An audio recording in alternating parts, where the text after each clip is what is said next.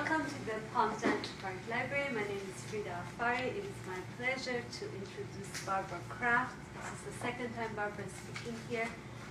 She's the author of Anna Isnin, The Last Days, and The Restless Spirit, Journal of a Gemini. She was a reporter for Time Magazine and for National Public Radio. She's written and published in a variety of genres, including drama, fiction, nonfiction, autobiography, poetry, and opera libretti.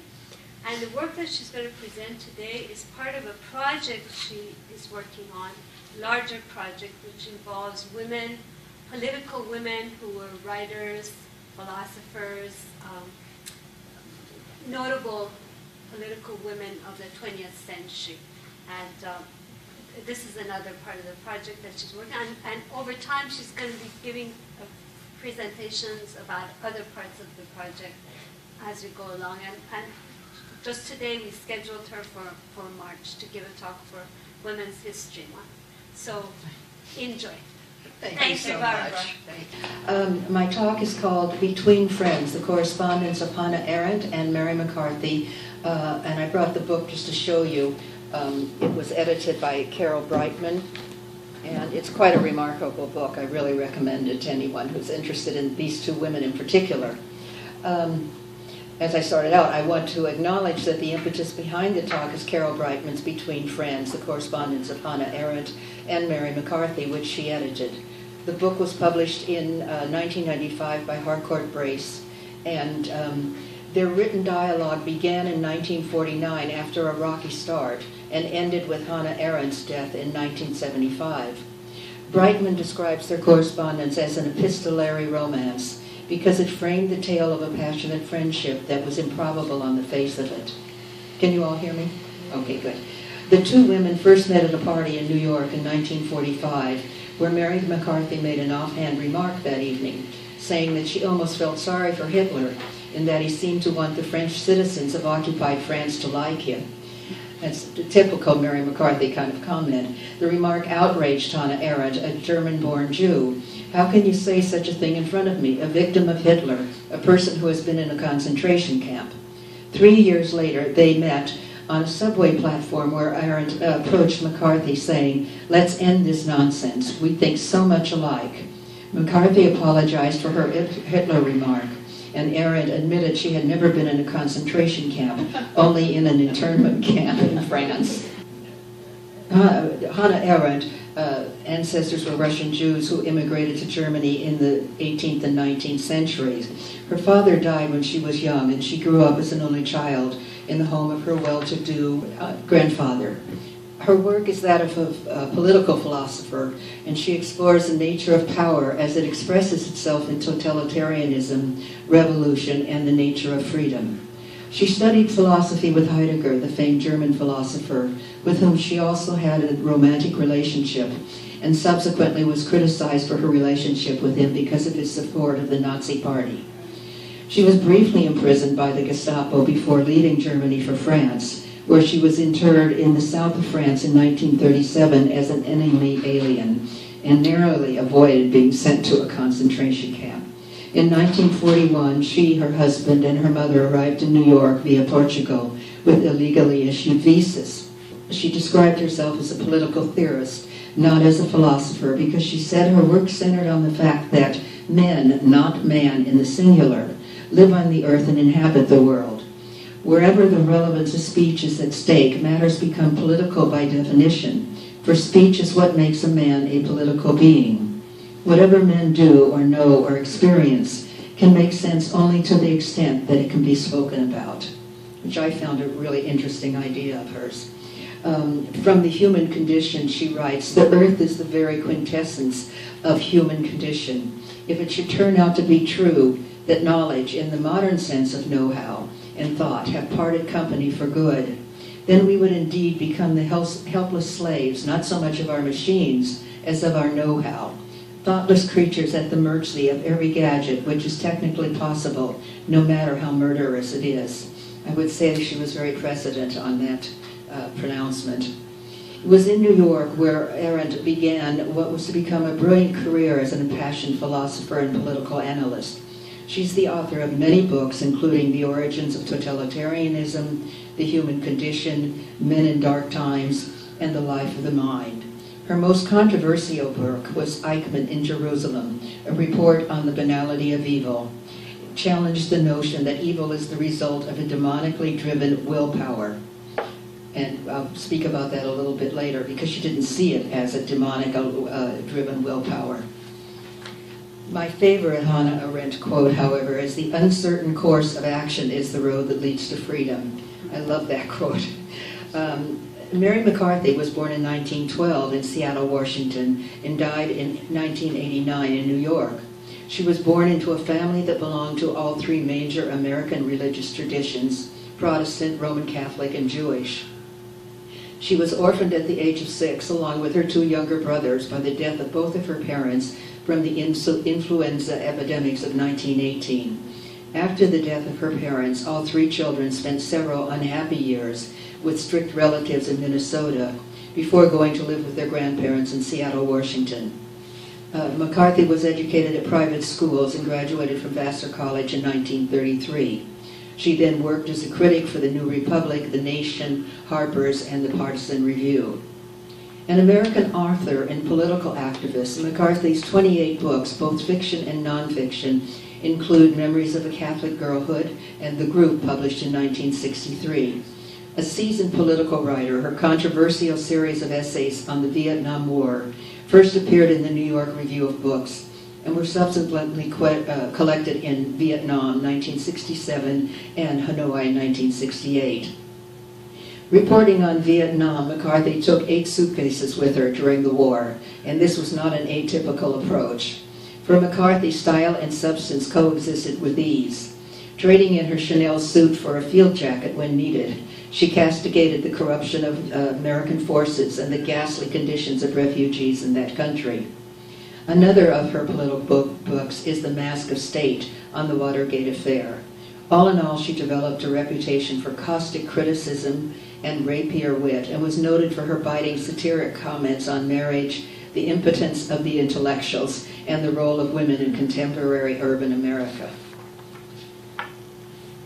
The tenderness of Hannah Arendt and Mary McCarthy's correspondence with one another from 1949 to 1975, the year Arendt died, is political and profound at times, entertaining at times, funny at times, and finally tender and very, very moving. As Brightman writes, a longing for one another's physical presence runs through their correspondence of the 1960s, when they were both older.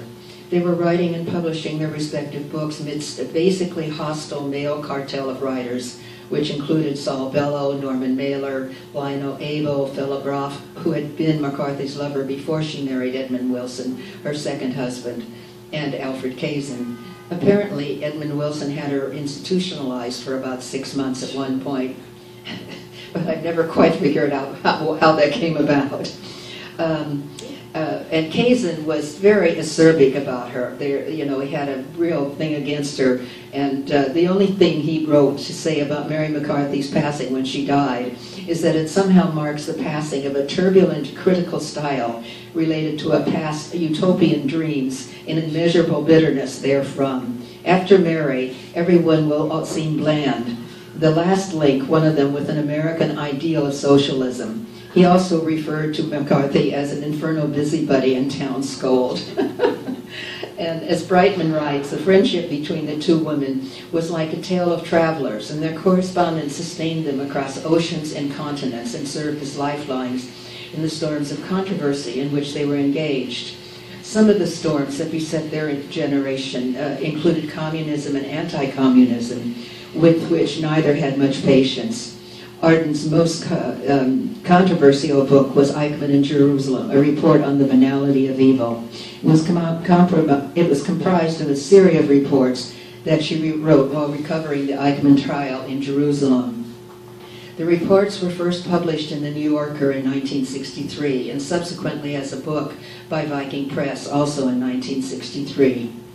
Arendt's references to Eichmann's thoughtlessness regarding his role in the final solution of the Jewish question caused a furor in Jerusalem, where the book came out.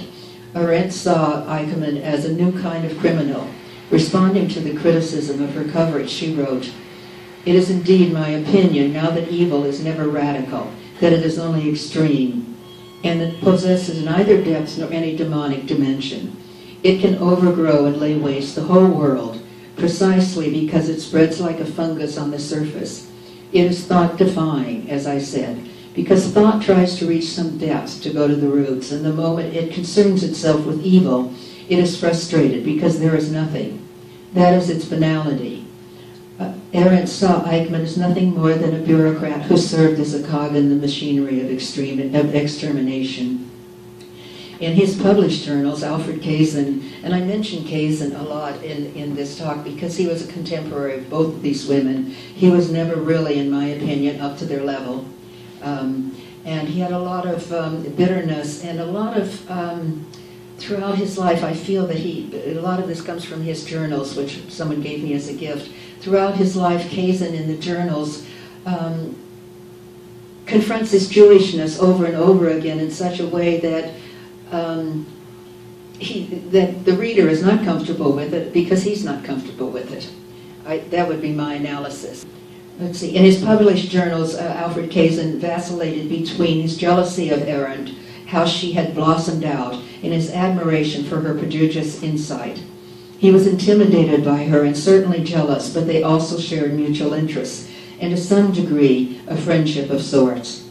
After he had finished Arendt's study of the Eichmann trial, he wrote in his journal that he had walked and walked, shivering to get the wintry pure air into my lungs, to get the stink of so much evil, so much death, by the intellectual will out of my system. The banality of evil, the banality of it all, the fearful ordinariness, in a horrid sense, the insignificance of so much killing. Hannah, in her way, is one of the just.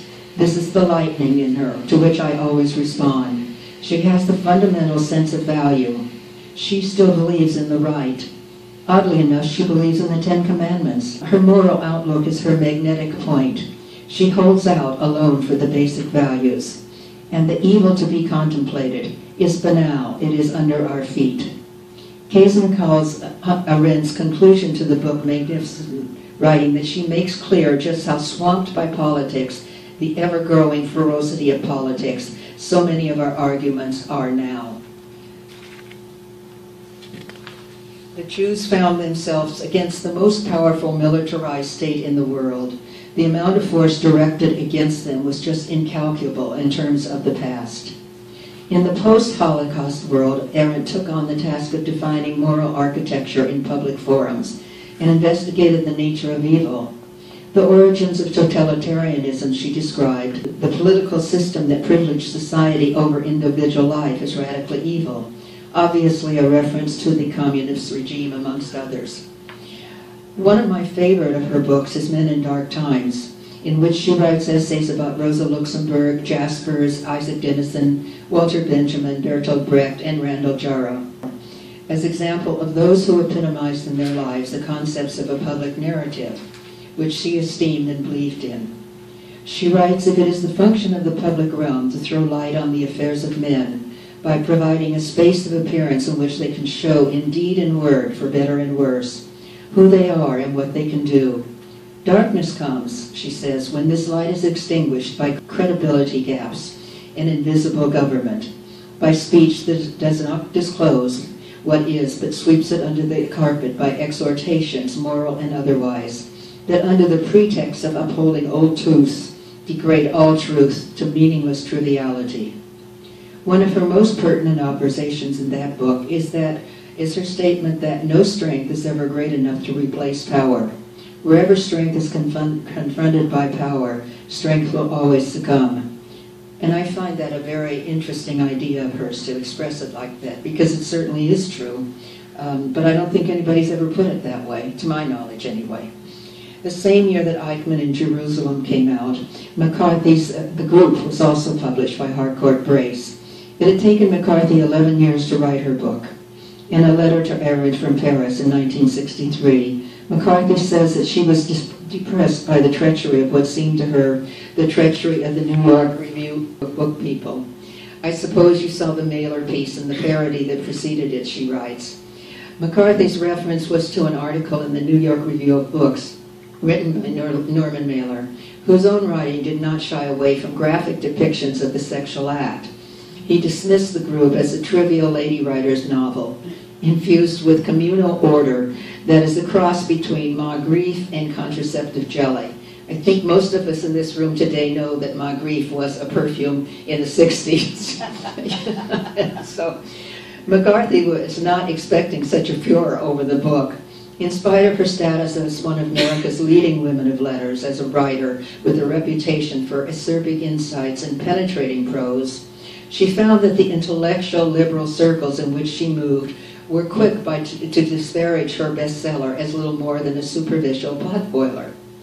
She writes to Arendt that she finds it strange that people she considered her friends, her colleagues at the New York Review of Books, should solicit an interview from an announced enemy, that enemy being Mailer. But that even stranger was that they were pestering her to write for them while hiding from her the fact that Mailer's review of the group was in the works. Ending her letter to Arendt, she writes, "Anyway, much, much love to you, and I shall see you in America, where we can both enjoy guilt by association together."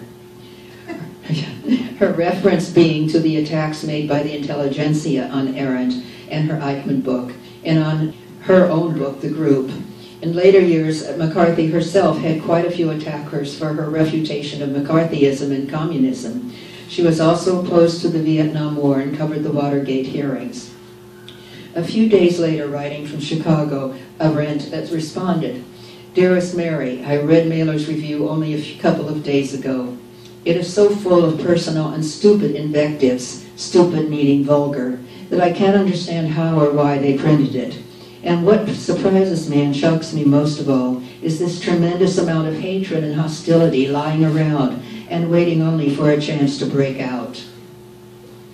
The letter is signed, "Much love, yours, Hannah." And part of this is reading the correspondence, how they signed their letters with love to each other and the great affection. They were just letters between two great friends who happened to be women and who happened to be involved very much in the politics of the time.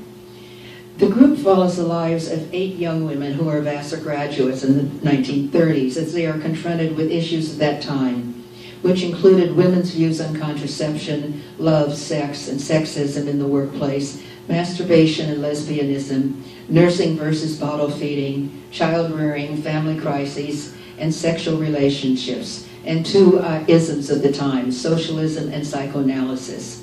When the group was published in 1963, it was so scandalous that it was banned in Australia.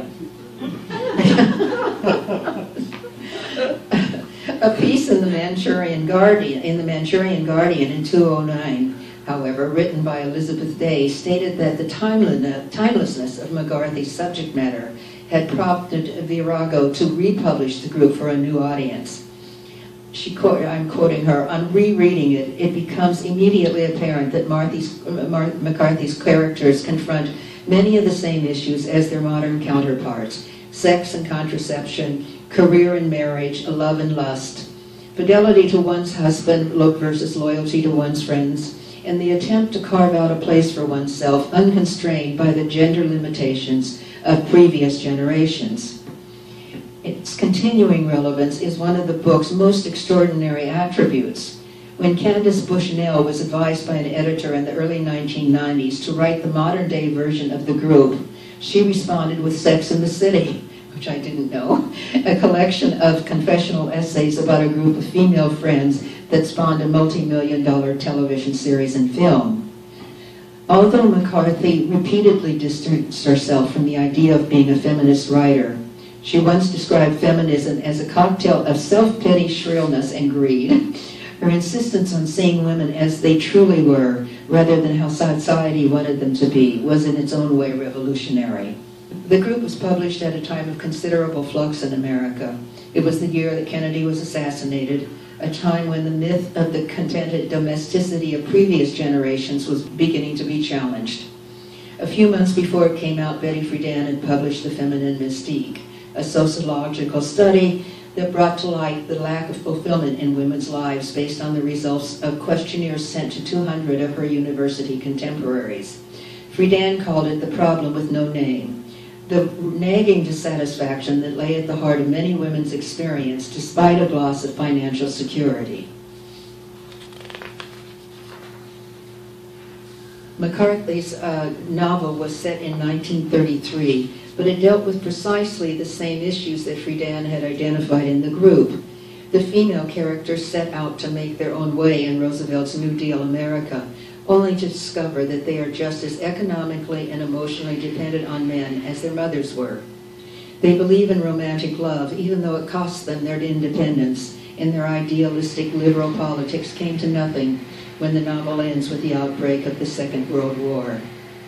In her Memories of a Catholic Girlhood, Mary McCarthy writes in the preface to the book, "The Catholic religion, I believe, is the most dangerous of all, morally. I do not know about the Muslim, because with its claim to be the only true religion, it fosters that sense of privilege I spoke of earlier, the notion that not everyone is lucky enough to be a Catholic." Having been brought up a Catholic myself, I can relate to what McCarthy writes in Memories, because when you're brought up a Catholic in my generation, you're brought up to think that you are very special, and if you're smart, that helps. The Catholic Church respects brains, but if you weren't, they weren't too bothered about you. But I like what she writes. She says, "I am not sorry to have been a Catholic, this sensuous life. What I liked," she wrote, "in the church, and what I recall with gratitude, was a sense of mystery and wonder, ashes put on one's forehead on Ash Wednesday, the blessing of the throat with candles on St. Blaise's Day, the purple palls put on the statues after Passion Sunday, which meant they were hiding their faces in mourning because Christ was going to be crucified, the ringing of the bell at Sanctus, the burst of lilies at Easter, all this ritual, seemingly slightly strange and having no purpose except the throat blessing, beyond commemoration of a person who died a long time ago. In these exalted moments of altruism, the soul was fired with reverence." And I think that does happen in Catholicism, even though none of us practice anymore, but I think it's there. In American Novelists and Storytellers, Alfred Kazin, himself not without acidity, writes, "The famous acidity-ness of Mary McCarthy is a brilliant culture critic with the critic's irritable sense of mental independence. She solidly taught herself how to write fiction as a way of putting into relief one woman's unassimilability. There was always one theme in Mary McCarthy's fictions. None of those people are going to catch me. And indeed, she was not one to be taken prisoner."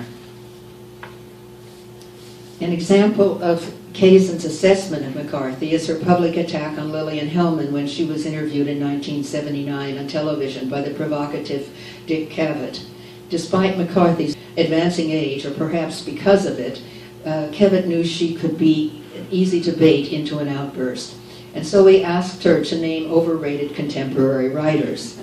McCarthy gently deflected the troublemaking question, suggesting that overpraise was no longer a cultural plague. But Cavett persisted, "We don't have the overpraised writer anymore?" "At least I'm not aware of it," McCarthy replied. Since hedging was profoundly out of character for her, she proceeded to add, "The only one I can think of is a holdover like Lillian Hellman, who I think is tremendously overrated, a bad writer and a dishonest writer, but she really belongs to the past." And Cavett knew that he had stumbled onto good television. "What is dishonest about her?" he asked. "Everything," McCarthy replied. "But I said once in some interview that every word she writes is a lie, including and the."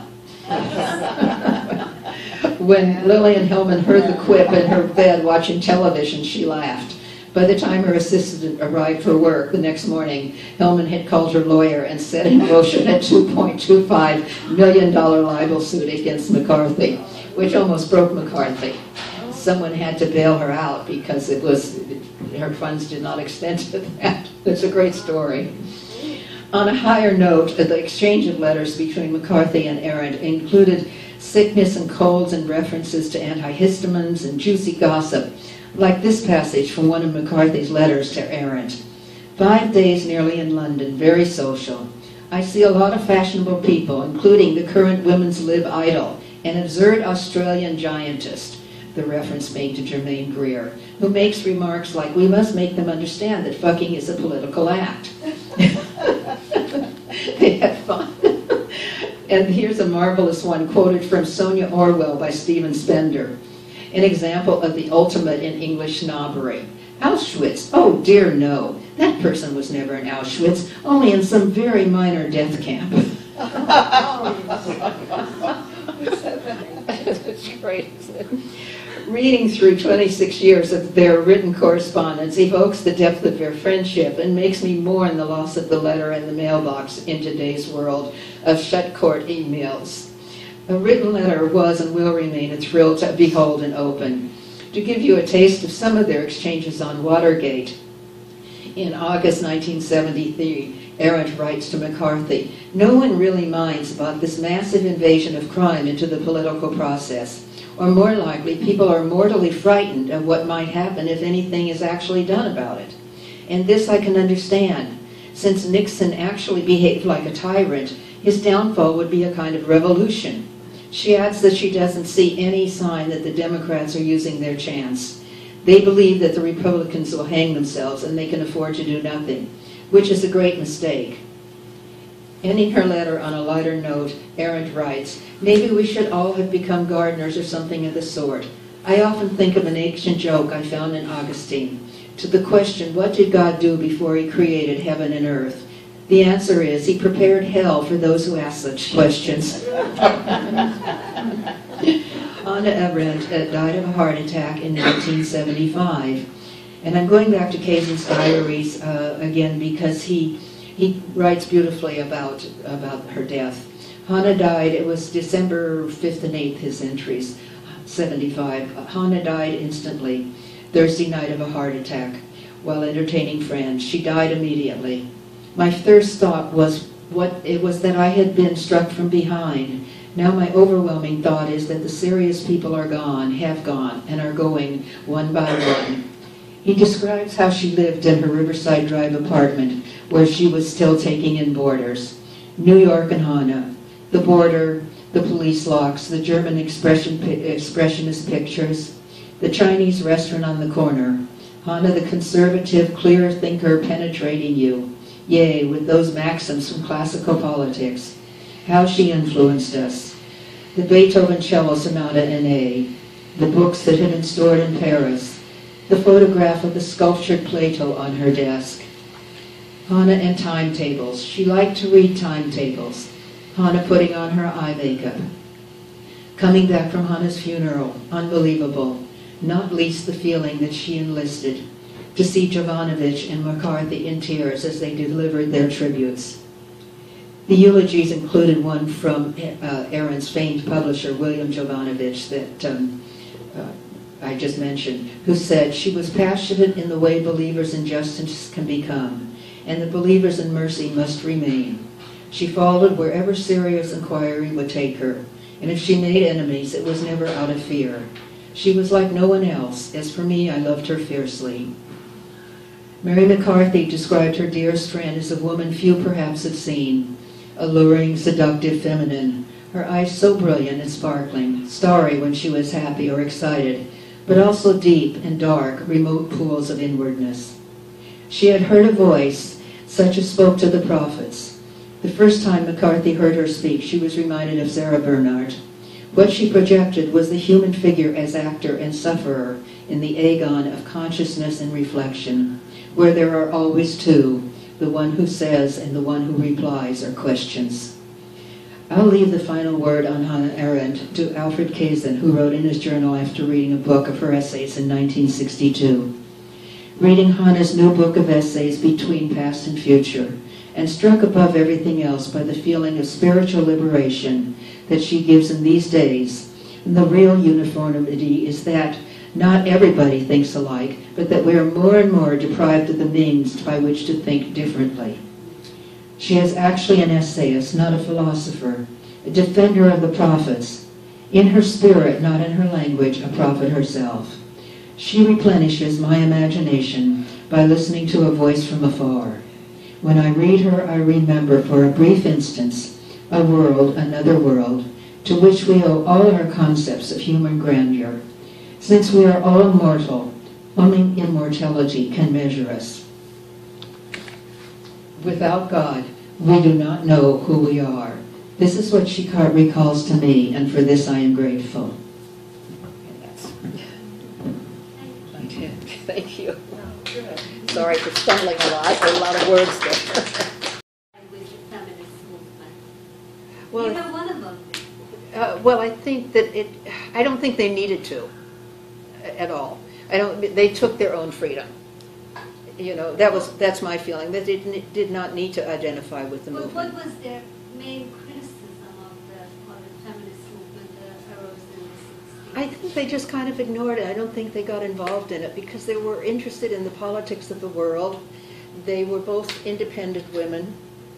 Hannah Arendt, of course, came from a totally different kind of background, so that this kind of idea was probably, you know, just didn't speak to her in any way, shape, or form. And she certainly lived intellectually apart from Mary McCarthy, in a world that was dominated by intellectual men at the time.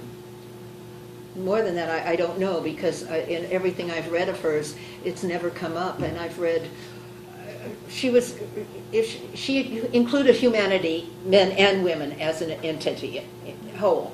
So she never separated women out.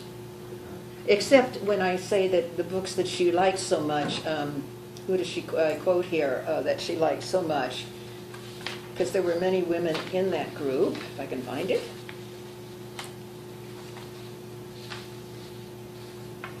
Well, anyway, I'll keep looking and somebody else can ask. But that quote from Mary McCarthy about the comment from, or the slogan from Germaine Greer, Yeah. it's very interesting because, I mean, you can laugh at it, but I think that there was profundity to what Germaine Greer was saying, in the sense that women were saying the personal is political. Well, that's an interesting point. That the sexual act itself had political connotations. It involves certain stereotypes about how men and women are supposed to act. So I think she meant it in that respect. And so I've always found it surprising that neither one of them, I mean, I don't know much about Mary McCarthy, but I found it surprising that Hannah Arendt would identify with. Right, right. Yeah, but she didn't really, not in anything except as a collective, as part of the whole, because she wrote about humanity at large in her books. You know, and she writes, though, about Isaac Dinesen, and I'm just looking for it because I don't... It also sounds like... And she certainly was very involved with Mary McCarthy, so she had no... I'm just trying to find when... Well, oh, here it is. I'm sorry. When I say one of her favorite... one of the books I like most is her book, Men in Dark Times, which is fabulous. And she wrote about Rosa Luxemburg in that. What did she say about Rosa? You know, I can't answer that right now because I didn't. I've read obviously Rosa Luxemburg, but I did not go back and research that in depth for this. And she wrote about Isaac Dinesen, and probably because Isaac Dinesen went to Africa, started her own life, I would think, there in the farm. And then she also wrote about those are two, Rosa Luxemburg and Isaac Dinesen, and she, of course, obviously Mary McCarthy, who she was very close to. And Rosa Luxemburg, I don't, but I'm going to look it up when I go home. Sure. I've read the book. Anna, do you know? Do you remember? Okay. I do think that the people who were attracted to the women's movement were those who felt stifled by men. They didn't feel stifled. No, they you're were right. doing their own thing, so they wouldn't even relate to that. Right. I mean, that's my own, you know. No, I would agree line with of you. seeing. It was women who were the stay-at-home mothers who felt so stifled. I happened to be working. I was never really a part of the women's movement. I was working and doing my own thing, you know. And they really were. I mean, I was conventional. So No, I think that would be a factor. I think you're absolutely correct, and I have to admit I wasn't, like you just said, part of the women's movement either. I wasn't really very interested in it because I just sort of took my own freedom in a rather dramatic way, and you know, by publishing a book, The Restless Spirit Journal of a Gemini, and so after that I had to figure out how to earn a living, and the women's movement was not my answer to how to earn a living, and I was not very interested in it at that time. I wasn't really interested in, like, Judy Chicago, for instance. I didn't feel a commonality of interests at all. And many of the women artists, it didn't interest me. So I don't know, I mean, that's a guess, you know, it's like when someone goes through archaeology and the building's been rebuilt 4 or 5 times and they tell you what it's for, right, originally. Would you argue with them? So it's an idea. I felt as you did, but not other people needed that kind of collective. Yeah, it seems to me that what you said was true, that when women were successful in the men's world, they didn't analyze what's happening to most women. And accepting what's ironic from me, which I'm learning from what you said, is that in Mary McCarthy's book, she actually wrote on it from another point of view, and Norman Mailer slammed her. Yeah. So as a feminist looking at it from the outside, you could see the battle between Norman Mailer, who was apparently this great intellectual, and he had the right passions, and he had all these things that was very popular at that time. When he saw what Mary McCarthy did, he fought that, and on the basis of what I would call an anti-feminist or anti-woman's statement. Oh, so right. I think she suffered from being a woman when she challenged a major male idea of what a novel should be like. Yeah, well, he trivialized her. Well, I think she was trivialized by a lot of us in the sense that we thought that the guys who were writing about what's good literature was not the group. So yes. Many of us projected the leadership of who was going to tell us what's good on the men that were writing and that were controlling it. So I think that both Hannah Arendt and she did beautifully in the men's world, and when they didn't, some of the issues, more Mary McCarthy than Hannah Arendt. I think Hannah Arendt had problems because some of her ideas went against what was popular ideas at that time. Mm-hmm. I don't know of any men that attacked her on the basis of her being a woman. No, she was not. She was accepted as a bona fide intellectual by the male community. However, I never heard of anybody complaining about what's the name of her lover was. Her lover was Kierkegaard. No. Heidegger. Yeah. Heidegger was never challenged in those days because he slept with one of his students. However, I've heard people talk about Hannah Arendt in terms of her relationship with Heidegger. Well, there was just an article about maybe a year ago in a publication, in the New York Times Book Review, I think, where a woman wrote about that and put Hannah Arendt down a lot about it. And I'm sure it was the New York Review of Books. But I never heard them putting him down.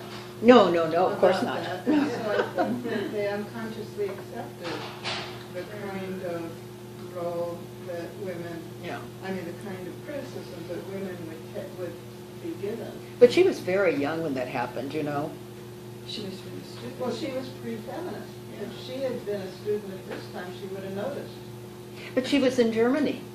Even in Germany, I think they've heard about men, about power relationships. Well, I think that, let's see, if she was born in 1906, if I go back to my notes here, and then if she would have been in school, at the end of the 1920s? Yeah, but that was going on at UCLA in the 50s and 60s. I'm sorry, it was going on when? The unconsciousness of it, the lack of feminism was true at UCLA in the 50s and 60s. Feminism really didn't take place until this realm of feminism, not women voting, but this realm of feminism and consciousness didn't take place until the 60s and 70s. So most women who were in college often did have that kind of experience in those years, and people thought that's the way life is. You mean sleeping with a professor?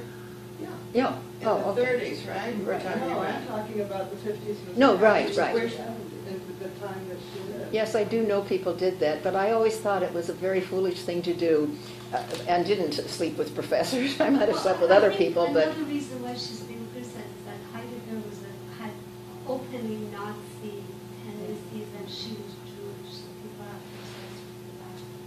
Yeah, but I don't know that he came But of to course, Nazi she was until later. critical of Heidegger in that respect later. She certainly didn't support Heidegger's Nazis, but she did have respect for a lot of Heidegger's ideas. Oh, yes. He was very influential, and she really never totally lost her affection for him throughout her life. Yeah. And there is that thing that happens with a young woman when that somebody finally recognizes her intelligence, you know, and that is very, very engaging when somebody recognizes one's intelligence, when it isn't common to do that, and deals with you on an equal level. And he was a brilliant man, and she remained fond of him to the end of her life. Yeah, yeah. But that's more than just sleeping with, you know, anybody. It was a real passion. I'm curious whether she ever commented on the fact that Isaac Dinesen wrote under a male pseudonym instead of Carol Brightman. And not to my knowledge. Yeah, not to my knowledge. That doesn't mean that she did or didn't, but I don't know. If anybody has an answer to that question, I welcome it. But they were formidable ladies, both of them. You know. No, I think they were true feminists because they were able to succeed in a world that was, where women didn't have much power. I've always thought of them as being, feminist writers. Yeah, well, my thought was, they were successful where very few women were. They took their lives. That's how I think of it. They took their lives. Yeah, and what is a feminist? That's control your life, right? Yeah. Rather than having it be controlled. Yeah. But no, they took their lives, and I think that when you are in a group of people, and it's a movement, and it's very contagious, you know, and people are comfortable in that kind of group, you know. Like I remember when I wasn't there, I wasn't a part of this, I did not know Hannah Arendt when she gave this Berkeley talk, I don't remember when it was, but big talk at Berkeley. It wasn't, I always found it odd that all these women would be attracted to Hannah Arendt until I met her myself, of course, and worked with her and became very close to her, because she was the antithesis of what they were presenting themselves, the way they looked, and the T-shirts, and the this and the that, you know.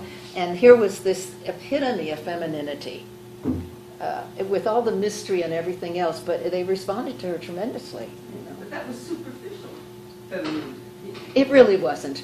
Hmm? Yeah, no, it was really intrinsic. She was of another generation, another culture, with many dark closets in her and everything, you know, and she was a spirit, but she was not a feminist, you know. I was in San Francisco when she came.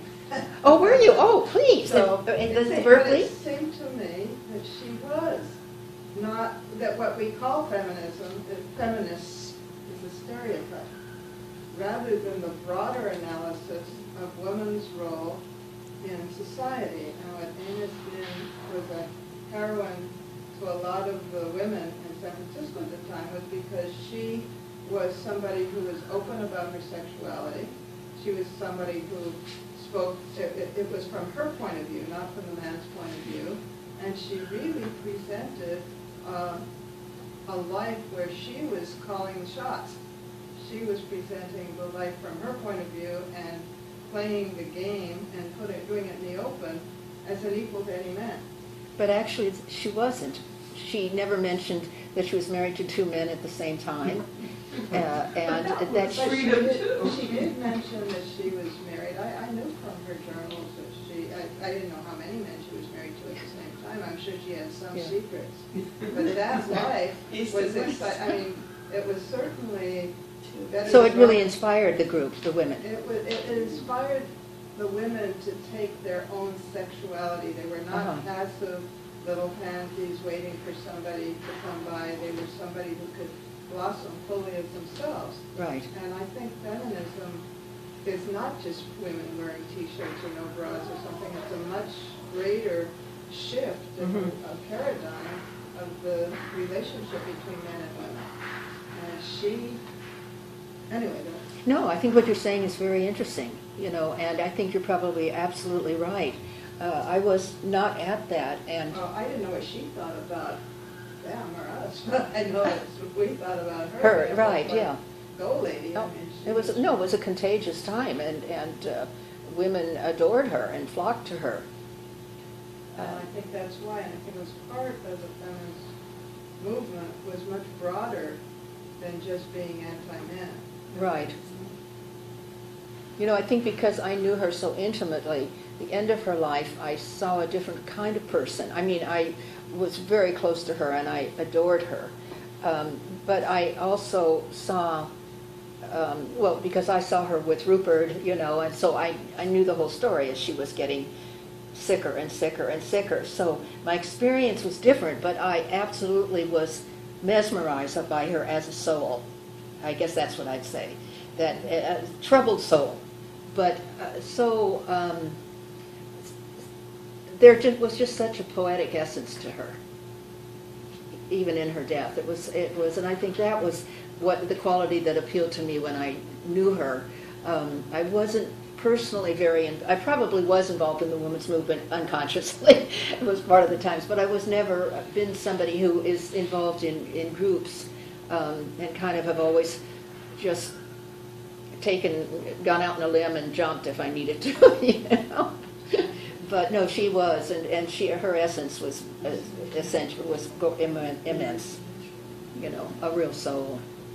So, thank you, Frida. I'll be back at the very end. I just have to do some. Oh, right. Well, everybody might be getting a little tired of me, but I'm open to anybody saying their thoughts and going on, should you want to.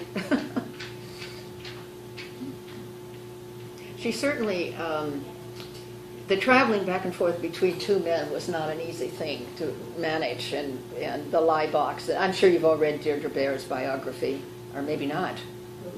Deirdre Baer's biography of Anna Isnin. It's the definitive biography. It came out several years ago. I don't remember when. I think she treats Anna Isnin.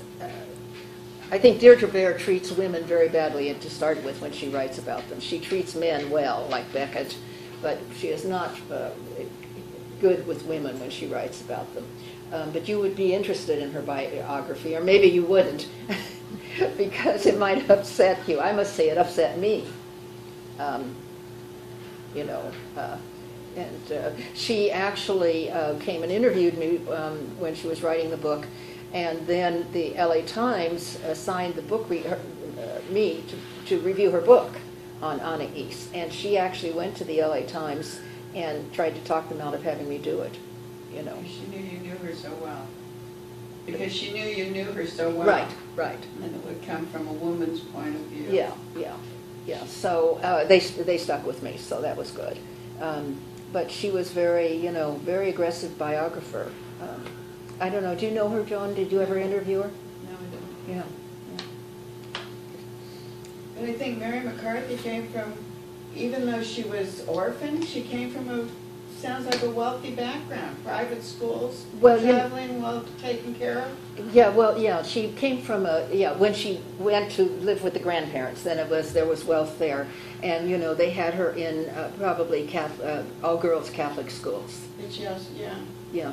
And, she did come from a wealthy family, and she traveled a great deal, and she was married 4 times, so that didn't help. That didn't hurt. No, she came from a different point of view. Yeah. What I find interesting is that the two women, so different, were such intimate friends.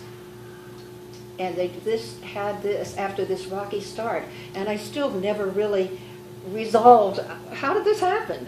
That maybe they could just be 2 women, girlfriends together. Maybe they were both isolated. Maybe they were criticized from the outside and they found solace in each other. That sounds like a very astute comment, Because yes. they weren't going to criticize each other. They'd already gone through that in the beginning. Yeah. So they could trust each other on that level. Right. It's great how they made up on a subway station platform. Yeah, that was, You know, and their letters are really very, very moving to one another. it was fortuitous, yeah. Yeah, no, they were very special women. Do we have any that are like that today? Well, we've got Hillary. They also seem to not have to agree with each other. I think In that's other all words, part of it. this friendship Yeah. was not based on coming from the same place. No, not at all. And that's what individuated each of them. Because if I would think of Mary McCarthy and the group and where she came from, I didn't realize she wrote about the Vietnam War and the Oh, yeah. War and Watergate. I mean, I didn't follow that Yeah. part of it. I didn't know And that. so Well, it's- she had some complexity. Oh, And she didn't absolutely. fit into, like, and I think Hannah Arendt didn't fit into what a Jewish intellectual woman is supposed to think. That's what got her into so much trouble. Oh, with the Eichmann, yeah. Because she thought of other, yeah, exactly. Yeah, So but- these were both women who, you didn't have to agree with them. They didn't have to have the same background. They could both think. Right. They No, I weren't in think, competition either. no, they For weren't. their writing, there was no No, competition there. none whatsoever. No. You know, and it's interesting that, you know, when I found that little piece about her taking her Chanel suits to Vietnam, Yeah, so you know how I found that? Because it's not in any of their books about that. But the New Republic, I understand, has now been bought by Facebook. I think somebody told me that. And the New Republic is, because I've taken it all forever, you know, and the whole design of it is different. Everything is different. And the new issue, and I open it up, and I thought this was really, you know, a mitzvah. I open it up, and on the very front page of the New Republic is this thing about Mary McCarthy. They gave her the front page taking her Chanel suits to Vietnam, and an excerpt from something she wrote in the 40s. so she must have written that, and then they took that part out. I mean, they excerpted Yeah. the Chanel stuff. Well, that's it. Also, when you mentioned that, showed that she had Money. yes. Yeah, definitely. But I thought it was a great thing that they opened this new article. You should pick one up because it's just interesting, the whole remake of it. You know, and who is it? Leon Weisseller? He's not writing for them anymore. No, he went his own way. So, but they had a great time. They had led really active and great lives and fulfilling lives, and then to have a friendship like that is amazing. And you have a mailer who's been married so many times, criticizing her because she got some publicity. Right. She was big with her book. Yeah. So that was intruding on his area. Well, I felt that in reading all of this and doing, because I've always been an Alfred Kazin fan in his book reviews and his literary writings, you know. And he was very ambivalent about Hannah Arendt, whom he admired immensely. But at the end, when I read this last thing about believing in God, I thought it was very touching. And that's why I ended it with it, because he had very ambivalent, and he was not basically her equal. And, you know, he wrote, I interviewed him, how did that happen? For KCRW at one point. And, Is he still around? no, he died, and I think, I did a program when Kazin died at KCRW with 3 people. One was in Italy, one was Morris Dickstein, and one was a woman. And the other was Lee Siegel, I think, who was in Italy. So we did a memorial program, broadcast live at KCRW. I think it was the late 90s, 98 maybe. No, can't remember exactly, but anyway. Anybody can speak up, whatever. Or you might, Joan, I know you're going, so I have to go somewhere. Yeah. Thank you. Thank you for coming. So glad. I'm glad, yeah. Onward to the next pair of ladies.